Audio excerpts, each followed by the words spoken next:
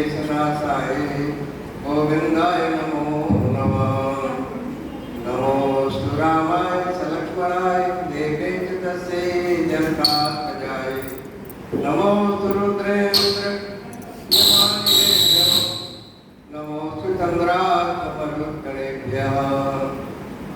लोकाभिरामं प्रणरङ्गदीनं राजीवनेत्रं रघुवंशनाथं कारुण्यरूपं करुणाकरन्तं श्रीरामचन्द्रं शरणं प्रपद्ये। अदृष्टबलधामं हेमशैलावनेहं दरिद्रमनकृशानं ज्ञानिनामग्रगण्यं सकलगुणनिधानं वानराणामधीशं रघुपतिप्रियभक्तं वाजजातं नमामि। तत्रैव गङ्गा यमुना त्रिवेणी गोदावरी सिन्धु सरस्वती च सर्वाणि तीर्थानि वसन्ति के। यत्कर्षितो द्वारकथा प्रसंगा। बोल शंकर भगवान की जय। बोलो पार्वती मैया की जय। बोलो श्रीराम की जय। संतचूर्ण हजारों हजार साल तपस्या करने के बाद ब्रह्मा जी को प्रसन्न करके उनसे वरदान प्राप्त करता है। और ब्रह्मा जी इतने प्रसन्न हो गए कि उन्होंने बताया कि तुम यहाँ से चले जाओ हिमालय की तलहटी में, वहाँ पर एक सरोवर है, वहाँ पर बैठ करके तुलसी नाम की एक कन्या है जो तपस्या कर रही है, उसको जाकर के आप गंधर्व विधि से भी उसके साथ विवाह रचा लीजिए। तब संतचूर्ण वहाँ पर जाता है और उत्तर प्रत्युत्तर करने के बाद तुलसी के साथ गंधर्व विवाह संपन्न करके वापस चला आता है।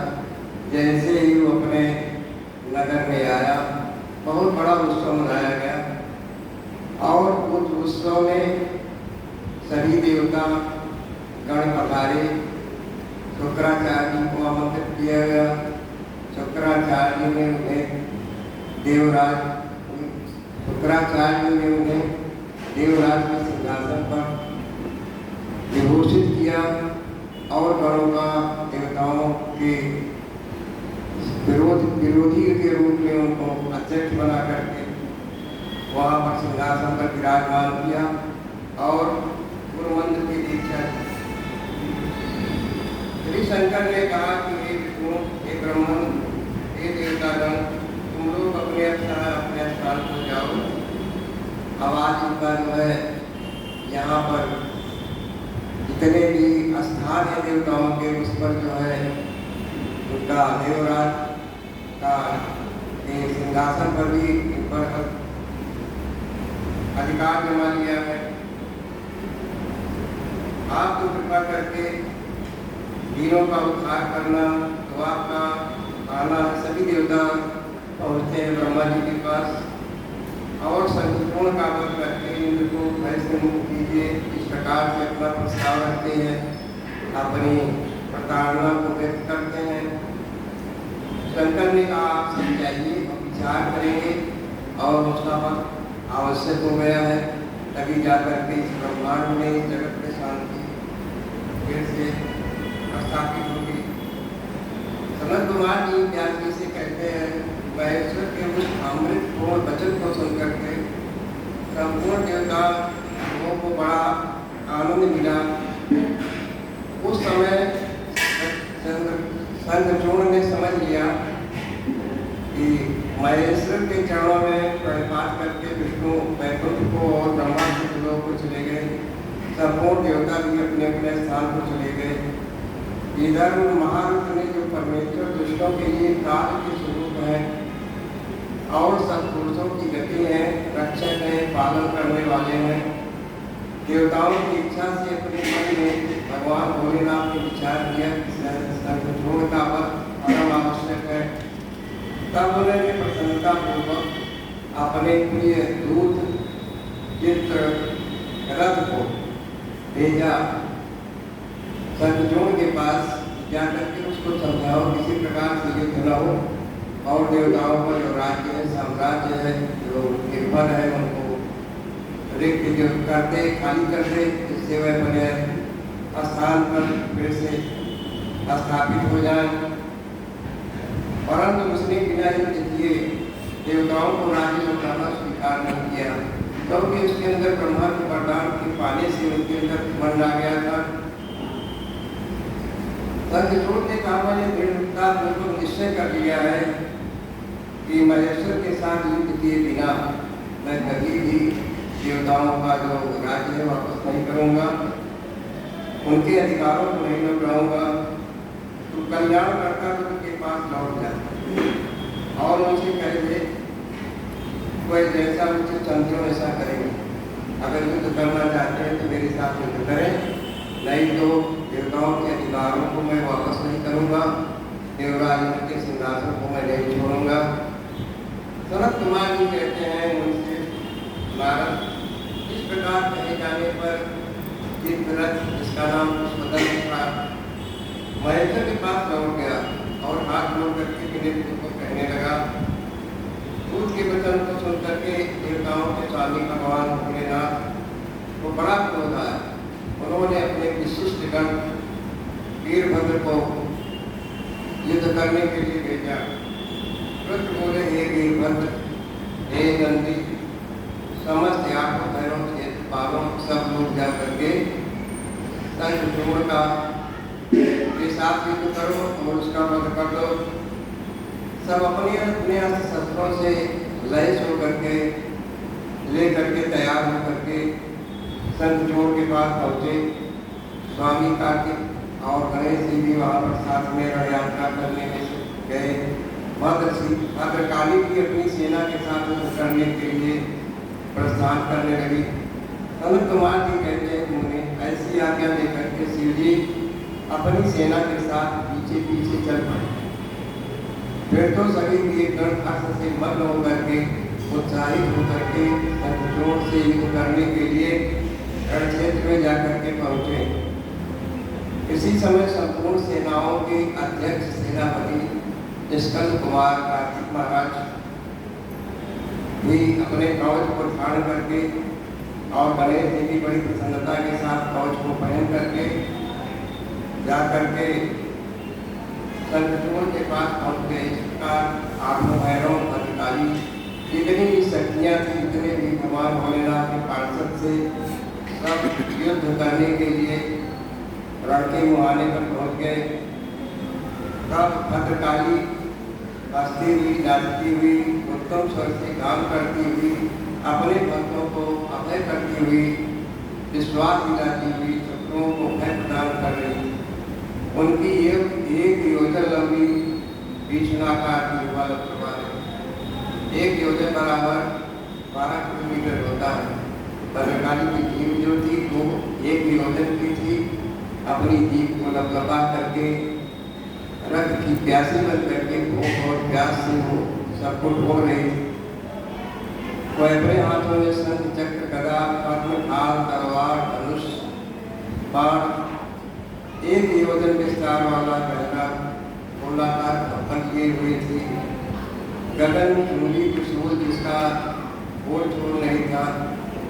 जिस प्रकार से सुरक्षित होकर के वहाँ पहुँची, उनके साथ डाकिनियाँ थी, पिशाचिनियाँ थी और तमाम प्रकार के भूत प्रेत भी युद्ध करने के लिए पहुँचे थे।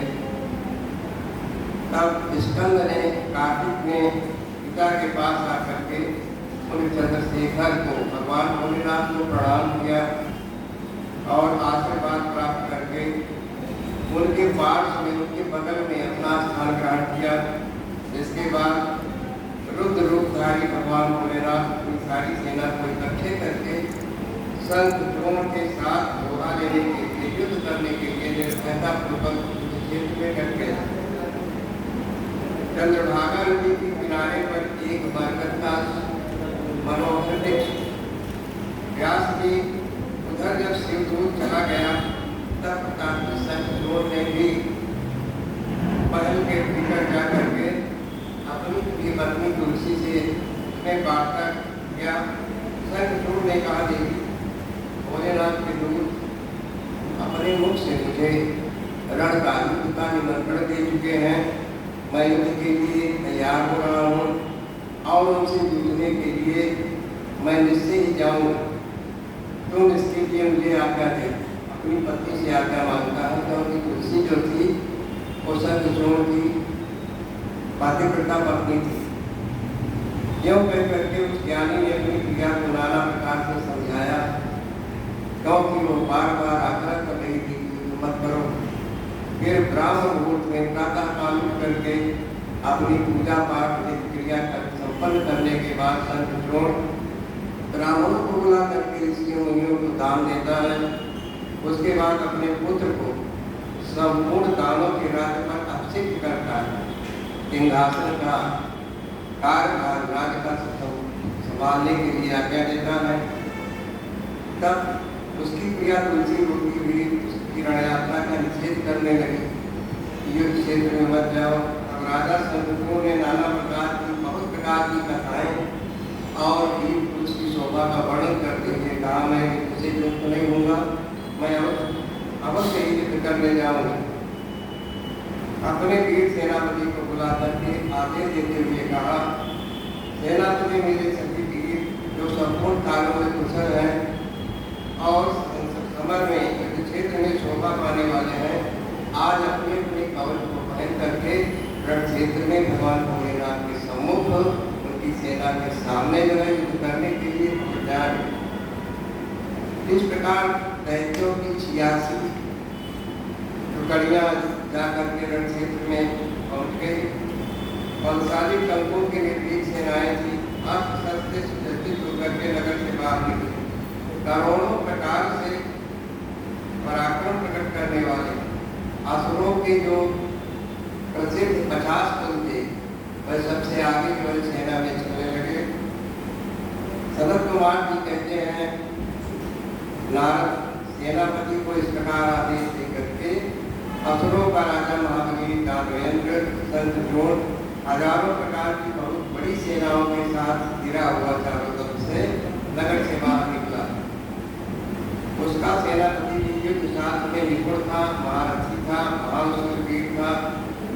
इस प्रकार युद्ध स्थल में वीरों को भयभीत करने वाला एक 3 लाख छोड़ी सेना के साथ शंखचूड़ अपने शिविर से बाहर निकला। गुरजनों को आगे करके युद्ध के लिए चल पड़ा। आगे बढ़ने पर पुष्पभद्रा नदी मिली। नदी के तट पर सिद्धाश्रम में पहुंचा, जहाँ बड़े बड़े ऋषि मुनि तपस्या कर रहे थे। वहाँ एक मनोहर वन वृक्ष था, बरगद का वृक्ष था। वो सिद्ध क्षेत्र कहलाता था। पूर्ण क्षेत्र में भारत में वो कपिल मुनि का आश्रम, वो भूभाग पश्चिम समुद्र से पूर्व मलयाचल पर्वत से पश्चिम, श्री शैलम से उत्तर, गंधमादन पर्वत के दक्षिण था। उसकी चौड़ाई उसकी जो एरिया थी क्षेत्रफल था 5 किलोमीटर का था। भारत के कुछ भाग में उत्तम पुण्य प्रदान करने वाली सुंदर घटिक के सरस्वती नाम की बड़ी नदियाँ बहती थी। कहते हैं नारद, उसने पहले सीढ़ी के पास एक नामदेश्वर को दूध बना करके भेजा। सबसे पहला कार्य शंखचूड़ ने किया, अपने दूध को भोलेनाथ के पास भेजा और उससे कहा, यदि भोलेनाथ युद्ध न करें तो बहुत ही अच्छा है। और शिव जी ने उसे देवताओं का राज लौटा देने की बात की। प्रत्युत्तर में उन्होंने कहा, युद्ध इस समय युद्ध नहीं करूँगा, पर शर्त ये है कि जो देवराज इंद्र का स्थान है, देवताओं के जो पद हैं, उनको वापस लौटा दें, मैं युद्ध नहीं करूँगा। अंत में महेश्वर ने कहा, दूत हम किसी प्रकार का पक्ष नहीं लेते, हम तो भक्त वत्सल है, भक्तों के अधीन रहने वाले। भक्त जैसे मुझे न चाहता है उसी प्रकार मैं नचता हूँ, क्योंकि हम स्वतंत्र परमेश्वर नहीं हैं, भक्तों के अधीन रहते हैं और उनकी इच्छा से उन्हीं का कार्य संपन्न करते हैं। देखो, पूर्व काल में ब्रह्मा की प्रार्थना से महाप्रलय समुद्र में श्री हरि और दैत्यश्रेष्ठ मत बैठक का युवा, जिसमें हमको आना पड़ा। पुनः भक्तों के हितकारी मुनि श्री विष्णु ने देवताओं की प्रार्थना पर प्रहलाद के जीवन की रक्षा के लिए हिरण्यकश्यप का वध किया। पहले जो त्रिपुरों के साथ मेरा युद्ध हुआ था, मैंने एक बार से त्रिपुरों का तारकाक्ष, विद्युन्माली और कमलाक्ष जो तारक के 3 पुत्र थे उनको मैंने जला करके खत्म कर दिया। वो भी देवी की प्रार्थना पर हुआ। इस प्रकार से हम भक्तों के अधीन हैं। जो भी घटना होती है घटती है वो भक्तों के हित के लिए मैं करता रहता हूँ। इस प्रकार कहकर के ब्रह्मा विष्णु और देवताओं की प्रार्थना के वशीभूत हो, देवों का अधीश्वर होने के कारण मैं युद्ध करने के लिए आया हूँ। तुम भी तो महात्मा श्री कृष्ण के परम भक्त हो, उनके दास हो। अब तक जो दैत्य मारे गए हैं उनमें से कोई भी तुम्हारी बराबरी, तुम्हारी समानता नहीं कर सकता। तुम बड़े पुण्य करता हो, धर्म परायण और धर्म पर चलने वाले। देव कार्य की सिद्धि के लिए तुम्हारे साथ युद्ध करने में मुझे कोई लज्जा नहीं आ रही है, भोलेनाथ ने कहा। अर्थात कुछ नहीं, क्योंकि मैं ईश्वर हूँ और देवताओं ने प्रार्थना पूर्वक विनय पूर्वक अपनी रक्षा के लिए मुझको भेजा। मेरा कर्तव्य है कि मैं उनकी हर प्रकार से रक्षा करूं। तुम जाओ, संतों से मेरी बात कह दो, जैसा उचित हो वैसा वो करेंगे। ऐसा कर करके भगवान भोलेनाथ शांत हो गए।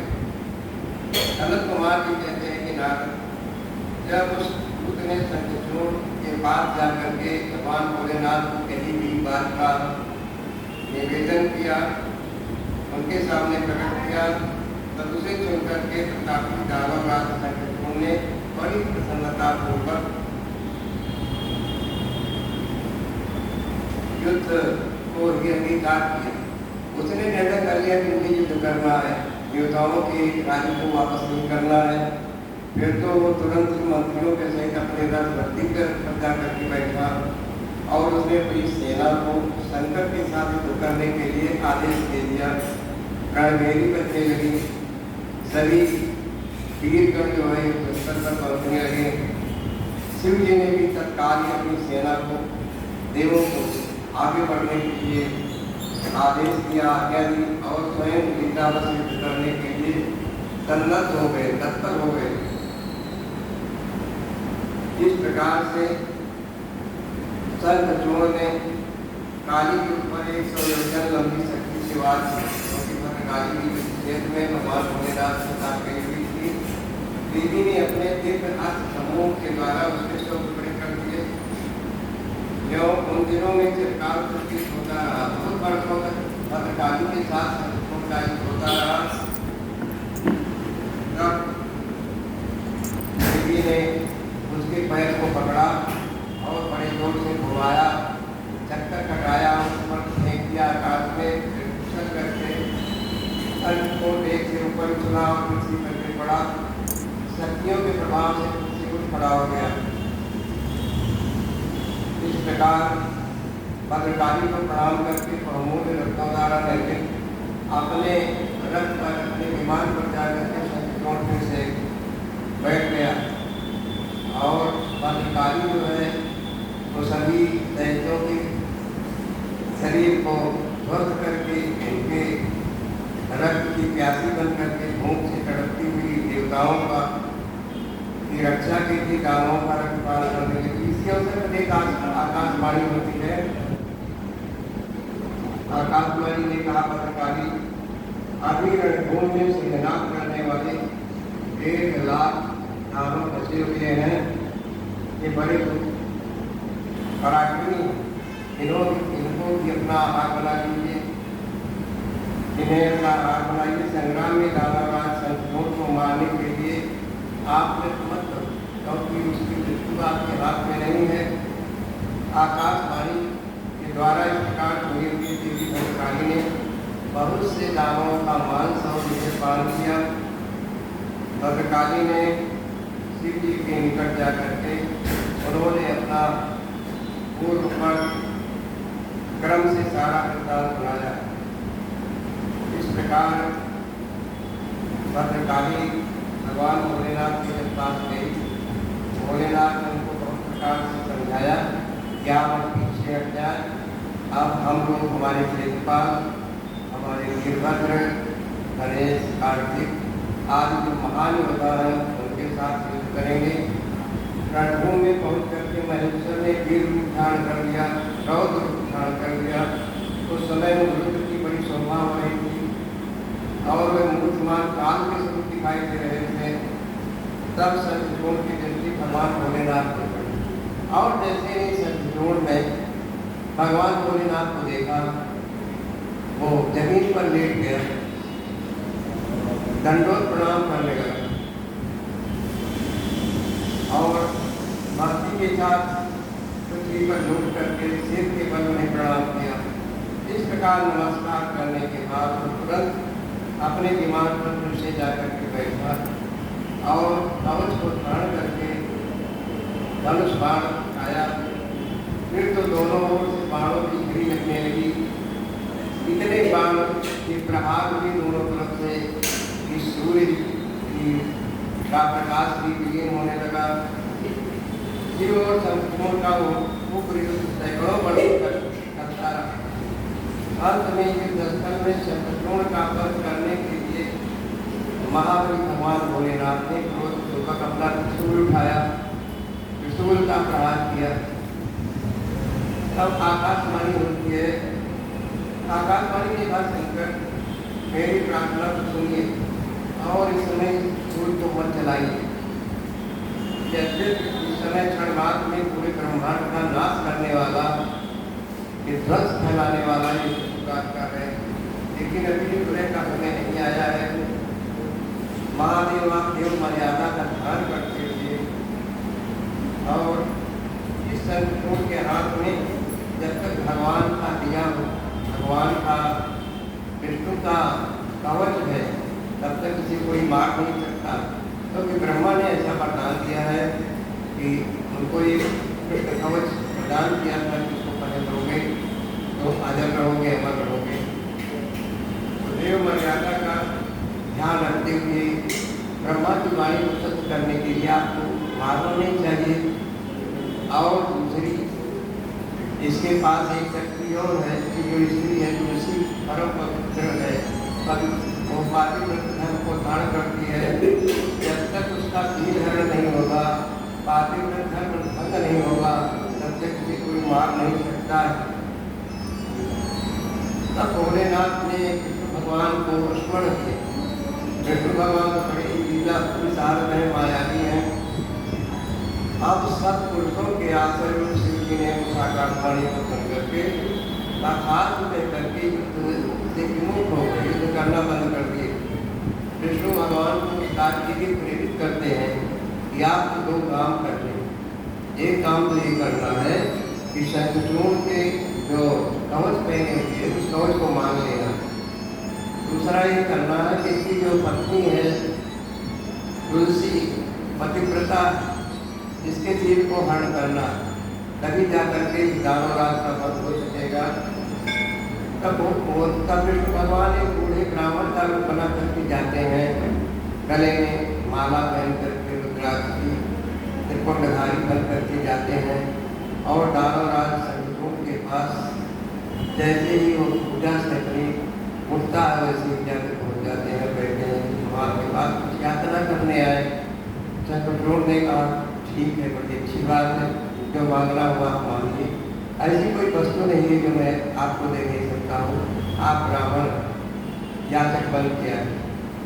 तब फिर भगवान ने कहा पहले शर्त ये है कि उसको स्वीकार करो कि मैं उसे दूंगा, क्या बंद हो जाएगी, संकल्पबद्ध हो जाइए कि मैं उसे दूंगा। उसके बाद मैं अपनी याचना करूँ, उसके बाद आपको फोन करना। तो बड़े जोर से अभ्यास करता हुआ शत्रुघ्न ने कहा कि मेरी वाणी निष्फल नहीं जाती है, मैंने जो कह दिया वो कह दिया, मैं करूँगा।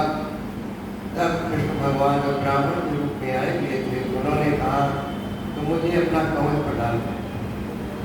तब वो मुस्कुरा करके उसने कहा कि ब्राह्मण देवता आप बड़े चतुर हैं, बड़े मायावी हो, मैंने कह दिया है तो मैं अपना कवच जो है आपको दे रहा हूँ, जो मुझे प्राणों से कोई है, मेरा रक्षक है।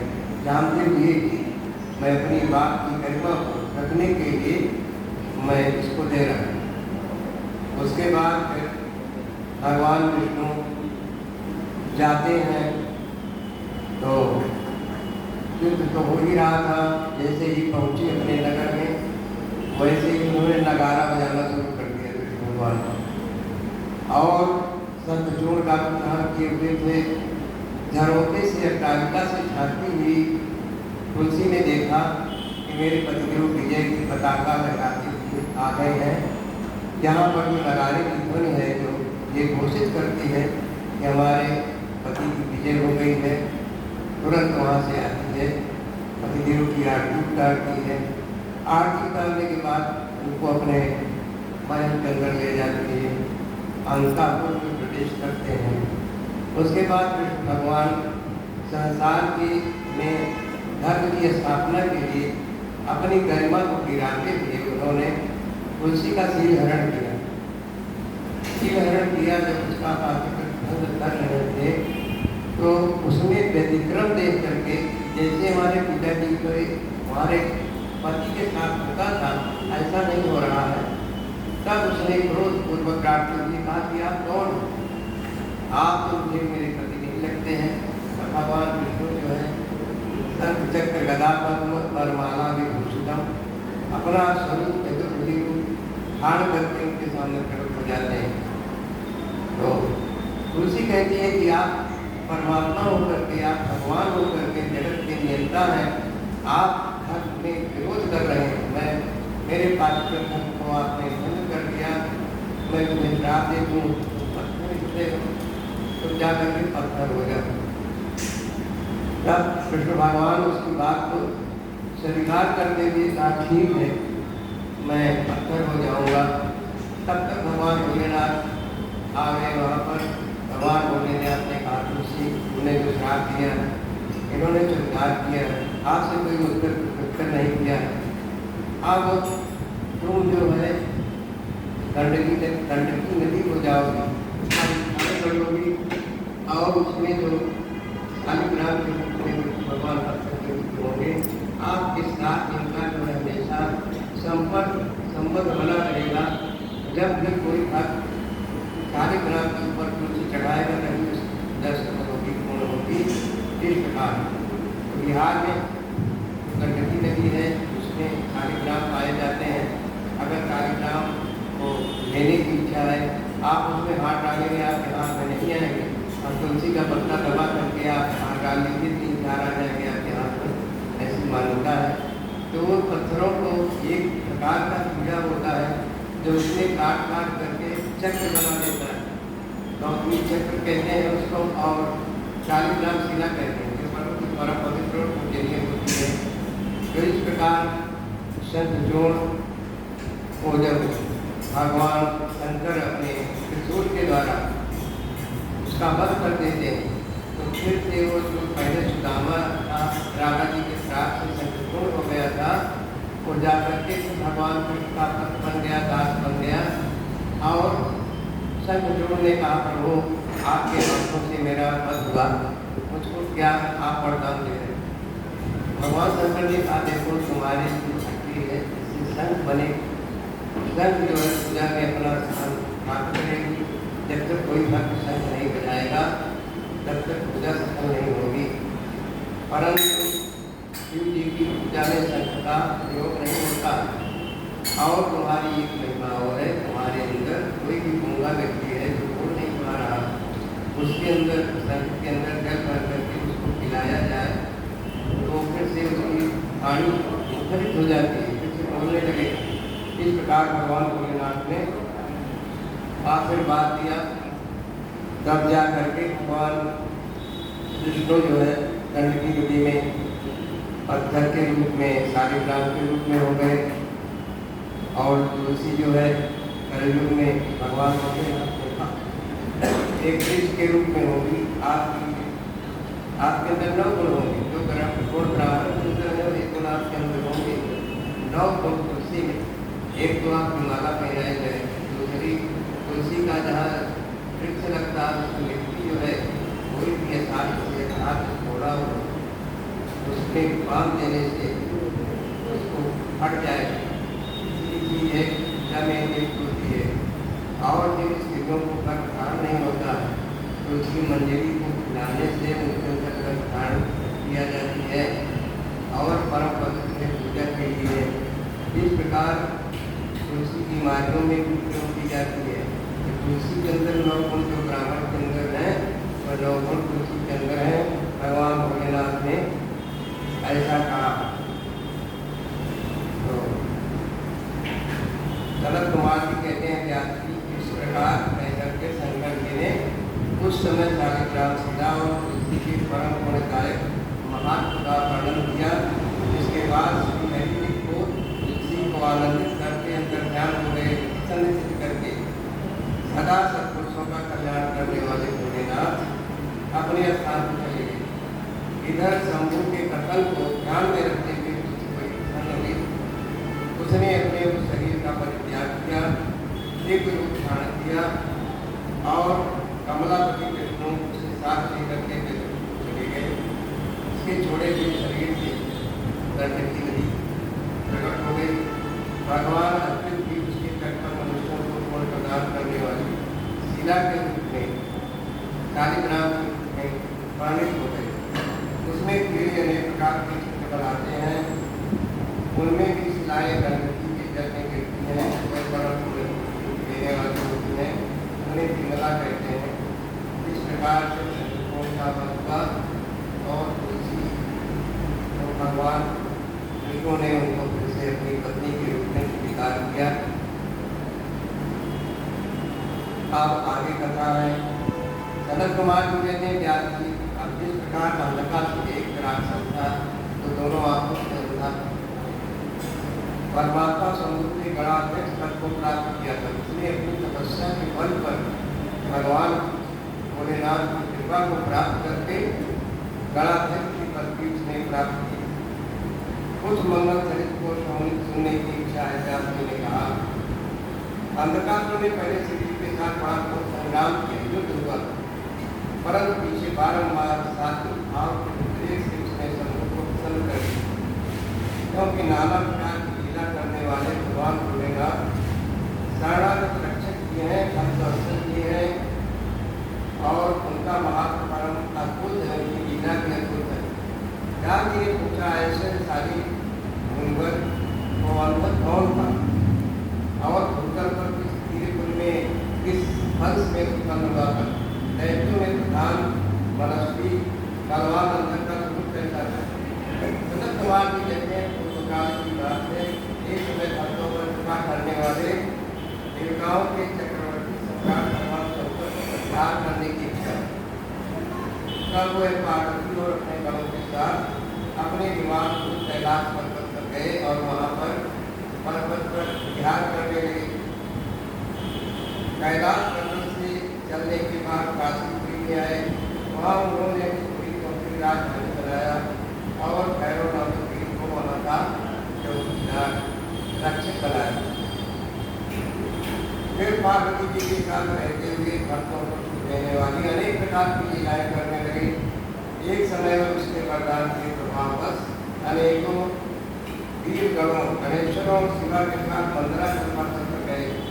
वहाँ भी एक तरह की क्रीड़ाएं करने लगे। एक दिन जब प्रचंड पराक्रमी कपटी से मंदराचल की दिशा में बैठे। एक दिन की बात जब प्रचंड गर्मी पड़ रही थी उस समय भगवान भोलेनाथ मंदराचल के शिखर पर पूरब दिशा को मुँह करके बैठे हुए थे। उसी समय गिरिजा ने पार्वती जी ने गौतम बसा करके अपने दोनों हाथों से उनकी आंखों को पीछे से जा करके मूंग लिया।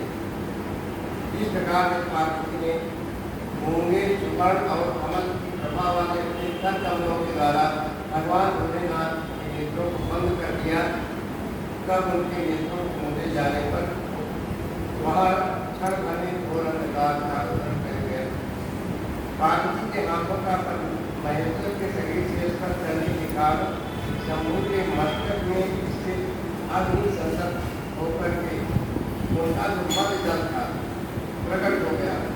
जल की वस्तु से बूंदें टपक पड़ी। उन बूंदों ने एक गर्भ का धारण कर लिया। उसमें से एक ऐसा जीव प्रकट हुआ जिसका मुख विकराल भयानक था, क्रोधी था, कृतघ्नि था नेत्रहीन था, अंधा, उसका नाम अंधक था। बेजौर शरीर था, बड़ा पराक्रमी शरीर था। उसके कंठ से घोर घोर ढर ढर ढर ढर बड़े जोर से शब्द हो रहा था। वो कभी गाता, कभी हंसता, कभी रोने लगता, कभी जबड़ों को काटते हुए नाच रहा था। उस अद्भुत क्रिया करने वाले जीव के प्रकट होने पर शिवजी मुस्कुरा करके पार्वती से बोले, महेश्वर ने कहा कि मेरे नेत्रों को मूल करके तुमने तो ये कर्म किया, फिर तुम इसे भय क्यों कर रही? तुम्हारे ही कृत्य से, तुम्हारे ही कर्म से तो ये पैदा हुआ है। मेरी आंखों को मूल लेने से आंखों पैदा हुआ है, और इसमें भय क्यों खा रही? जिसकी तो तुम जननी हो। शंकर जी के उस वचन को सुन करके गौरा हंस गई और उनके नेत्रों पर उन्होंने अपने हाथ उठा लिए। फिर तो वहाँ सांस का प्रकाश आ गया, परंतु उस प्राणी का भयंकर बना रहा। उसके नेत्र जो चली गई। जब वैसे प्राणी को प्रकट हुआ देख करके पार्वती ने भोलेनाथ से पूछा, गौरी ने कहा, भगवान मुझे सच से बताइए, हम लोगों के सामने प्रकट हुआ एक बेजोर शरीर वाला पुरुष और ये तो अत्यंत भयंकर दिख रहा। इस निमित्त को लेकर के इसने इसकी सृष्टि की जो है इसका पुत्र मुस्कुराते हुए भोलेनाथ ने कहा, जब विद्या रखने वाली तीनों लोगों की जननी गौरी ने सिर्फ करता कि वो संगीत से विषय में सिद्धांत विद्या किसका निर्माण कैसे हुआ, इसकी पार्वती करने लगी। तब लीला बिहारी भगवान शंकर अपनी क्रिया के वचन का उत्तर देते हुए मुस्कुराए और उसका बोले ने कहा, आपको चरित्र करने वाली के सुनो, जब तुमने मेरे नेत्रों को मोह किया उसी समय यह अद्भुत प्रकट हुआ। प्राणी मेरे पसीने से प्रकट हुआ, उसका नाम अंधक है। तुम्हीं इसको उत्पन्न करने वाले अर्थात सत्यों से प्रेम पूर्वक उसकी सेवा करो, उसका लालन पालन करो, उसकी रक्षा करो। इस प्रकार पूरी पूर्वक विचार करके ही हमें कार्य करना चाहिए, ये मेरा आदेश है। शरद कुमार जी कहते हैं, अपने स्वामी की इस वचन को सुन करके गौरी का हृदय दया से प्रतिभूत हो गया। जब पुत्र की संज्ञा की गई क्या है, तो वात्सल्य जो है गौरी के हृदय में प्रकट हो गया। वह अपनी सखियों के अंदर की अपने पुत्र की बात सेवा करने लगी, अनेक उपायों से रक्षा करने लगी। क्योंकि अंधे की सेवा करना बहुत ही कठिन है, लेकिन हर प्रयत्न करके पार्वती ने सखियों के साथ उस अंधक नाम के पुरुष की सेवा करना प्रारंभ किया। शीशे युग के बाद जाने की रीवा जाती थी, की कामना से उसी पर में आ जाती। एक हिरण्याक्ष नाम का दैत्य राक्षस था जो जंगल में तपस्या करने के लिए आया हुआ था। क्योंकि उसकी पत्नी ने उसके देव वंश की संतान परंपरा को देख करके उसे संतान के लिए प्रेरित किया।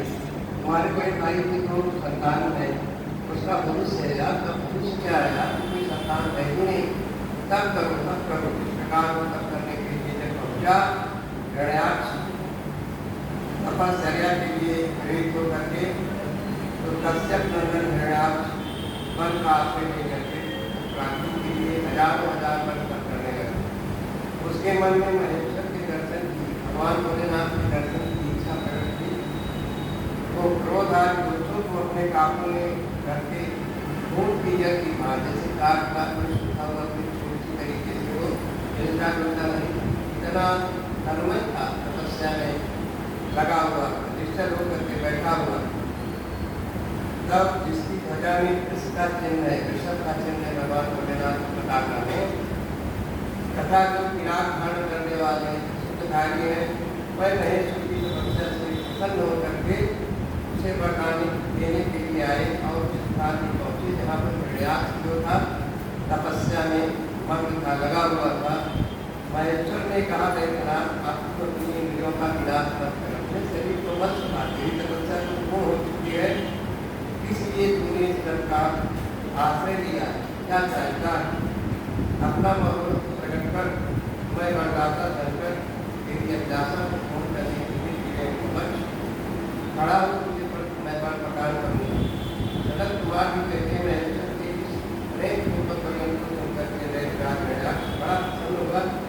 उसने भोलेनाथ के चरणों में नमस्कार करके अनेक प्रकार से उनकी फिर वो हाथ जोड़ करके सिर झुका करके कहने लगा दया अपने हाथ का दरबार उत्तम पराक्रम प्रसन्न उत्तम पराक्रम संपन्न दैत्य कुल के अनुरूप कोई पुत्र नहीं।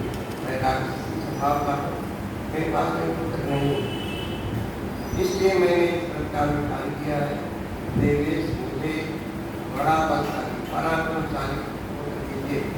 सनत कुमार जी कहते हैं कि दैत्यराज ने इस वचन को सुन करके कृपाल होकर प्रसन्न हो गए और उससे बोले दैत्यराज तेरे भाग्य में तेरे फिर से उत्पन्न होने वाला तो संतान तेरे भाग्य में है ही नहीं। फिर मैं देता हूँ मेरा एक पुत्र है जिसका नाम अंतर तो तेरे ही समान पराक्रमी और बलशाली होगा। आज ये होगा तो संपूर्ण दुखों को त्याग करके उससे वरण कर और इस प्रकार प्राप्त कर। सनत कुमार की कहते महाराज उससे इस प्रकार कह करके गौरी के साथ विराजमान महात्मा गुजरात में शंकर ने प्रसन्न होकर हृदयास को अंतक कामना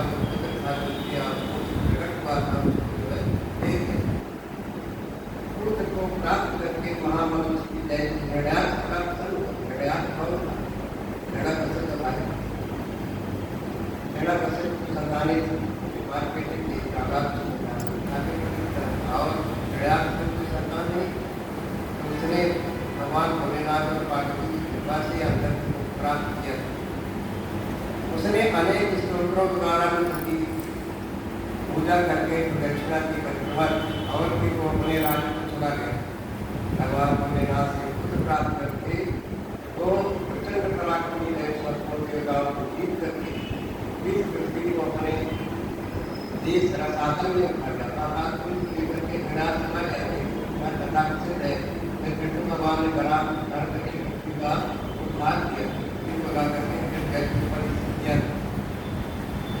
तब देवताओं मुनियों और सिद्धों ने अत्यंत पराक्रमी की आराधना की। फिर तो भगवान विष्णु सर्वात्मक है, यज्ञमय है, विकराल बड़ा उद्धार करके सभी को ला करके दिए और दैत्यों का अपनी दाढ़ों के बातों से उम्र निकालते हुए सैकड़ों दैत्यों को मार करके किसानों की सेना को मत काट करके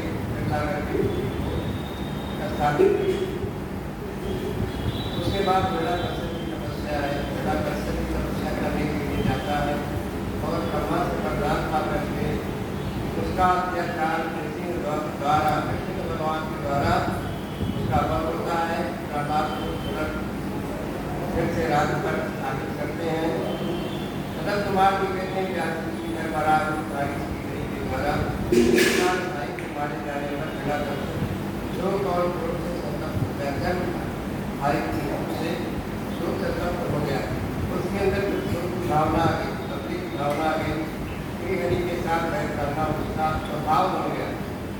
अतः उसने संसार के अच्छे अच्छे वीर समूहों को असुरों को प्रजा का विनाश करने के लिए जाकर बता दो। तब वह संसार की अच्छी स्वामी जाकर करके देवताओं को प्रजाओं को नष्ट करने इस प्रकार के वाले के द्वारा देवलोक सहज कर किया गया।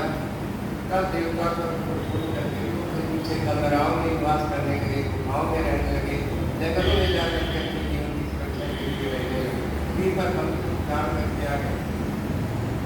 युद्ध भाई की से दुखी हुई अपने भाई को जाकर के सरोवर पर जलांजलि दी। उसकी स्त्री आज को भारत बनाया। इसके बाद सरकार ने अपने लिए विचार किया कि मैं अजय हो जाऊँ, मैं भी तपस्या करूँ, आजा अमर हो जाऊँ, फिर तो भगवान से तय करूँगा। मेरी एक शक्ति समाज में संसार में ब्रह्मांड में मैं संसार का अधिपति बन करके सम्राट बन करके जगत में अपनी व्यवस्था स्थापित करूँ। इस प्रकार तपस्या करने के लिए मंदरा के नाम पर पढ़कर के वहाँ पर गया और एक गुफा में अपने घोर तपस्या करने लगा। समय वो एक पैर पर खड़े होकर के दूसरे के बल खड़ा उसकी दोनों भुजाएं ऊपर हुई थी और दूसरी आकाश में लगी हुई थी। उसकी तपस्या से संतप्त होकर के गाँव का मुक्त विकृत हो गया। चारों तरफ की गर्मी उसकी तपस्या के तेज से फैल गई। त्रैलोकी जो है वो संतप्त होने लगी। स्वर्ग को छोड़ करके ब्रह्मलोक में जा पहुंचे और उन्होंने ब्रह्मा से अपना दुखना बताया, निवेदन किया तो वो ऐसा क्या हो रहा है, क्या भय होने वाली है। बहुत सी ऐसी विपत्ति आ गई है, इतना तेज गर्मी फैल गई है कि संसार में जीना मुश्किल हो गया है। व्यास जी उन देवताओं के इस प्रकार कहने पर स्वयं ब्रह्मा दक्ष के साथ उस दर्शन के आश्रम पर गए। सभी देवता उसके आश्रम पर गए जहाँ पर तपस्या कर रहा था। तब उसने अपने तरफ से संपूर्ण लोगों को संपत्ति कर दिया था। उस हिरण्यकश्यप ने वर देने के लिए ब्रह्मा नमक से पैदा हुए अपने सामने उपस्थित देखा। उधर पितामह ने देवी से कहा था तब जिसकी बुद्धि मोहित नहीं थी उसका उस असुर ने विधाता की भविष्यवाणी को सुनकर के से बोला, ऐश्वर्य प्रजापति मैं चाहता हूँ स्वर्ग में, उत्तर पर, दिन में, रात में, ऊपर कहीं भी शस्त्र अस्त्र पास में शत्रु के प्रहार से देवता बहुना आप द्वारा नशे के जितने जीव आपने पैदा किए हैं उत्पन्न किए हैं उनके द्वारा मुझे कोई मृत्यु का भय न हो। ऐसा विकट पर जो है हिरण्यकश्यप ने ब्रह्मा जी से मांगा। याचना संत कुमार जी कहते हैं हिरण्यकश्यप कि ऐसे कथन करके ब्रह्मा के मन में दया का भाव जाता। उन्होंने प्रणाम करके उससे कहा दैत्येंद्र मैं तुझ पर प्रसन्न हूँ, मैं वर देने के लिए आया हूँ और ऐसा कुछ नहीं है जो मेरे लिए अधेय हो। सारी वस्तुएं मैं प्राप्त करा दूंगा। उन्हें 96,000 पर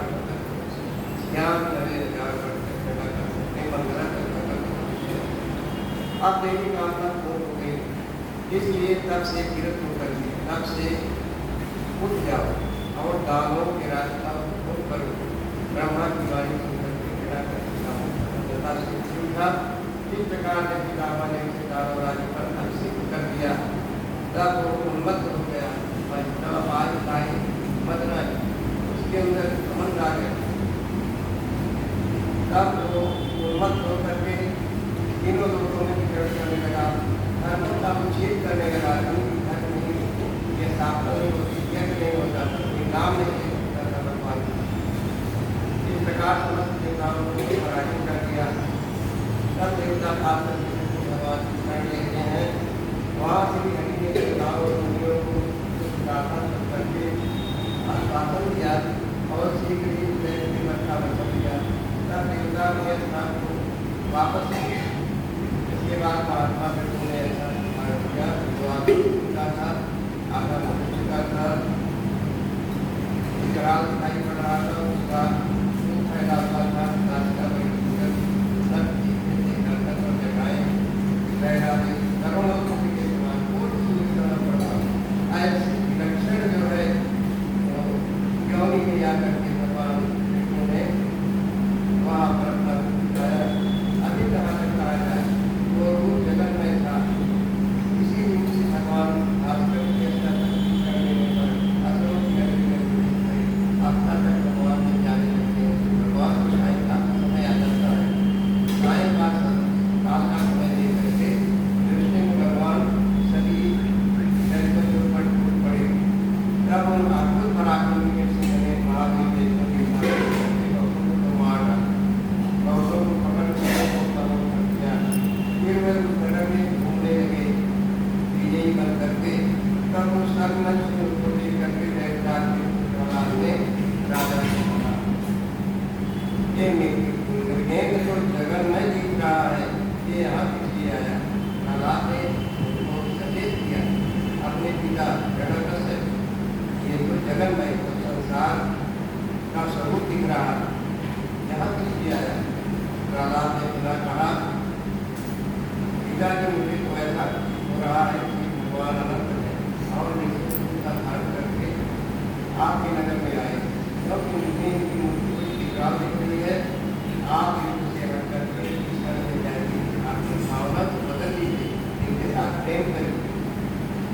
इनसे बढ़कर क्योंकि ये दूसरा योद्धा नहीं है, इसलिए आप इन विधेयक के सामने झुक करके नतमस्तक होकर के राज्य का हुक्म कीजिए। आप इनके सामने समर्पण भाव से आकर के जाइए। अपने पुत्र की बात को सुन करके दुरात्मा ने कहा, बेटा क्या महसूस हो गया इससे? अपने पुत्र से स्वीकार करके दैत्यों के अधिपति राजा जहाँ कर सकते हैं, आपके दैत्यों को आकर देते उसको पकड़ तब स्वामी की आज्ञा पा करके ऋग्वेद को नरसिंह भगवान को पकड़ने की इच्छा हुए और अग्नि में प्रवेश करने वाले जैसे पतंगे जो है उनके प्रभाव में दीपक में जल कर हो जाते हैं, तक होने लगे। सब कुछ नष्ट हो गया। नरसिंह के साथ दौड़ा लेता है कहा, इस प्रकार बहुत काल से भयानक हुआ। अंत में नरसिंह ने वज्र के समान कठोर अनेकों भुजाओं को पकड़ लिया और उसे अपने जंगों पर बिठा करके दानवों के वध की भीख करने वाली नर के अंगों से उसके हृदय कमल को उसमें बाहर निकाल दिया। फिर तो उसी क्षण उसके प्राण हुए। तब भगवान विष्णु ने बारंबार के आसपास से इसके सारे हो गए। उस समय देव के मारे जाने पर बड़ी चिंता हुई। विष्णु ने प्रहलाद को बुला करके उनके दैत्यों के राज्य पर रक्षण कर दिया और स्वयं अकार्तिक गति को प्राप्त हो गई।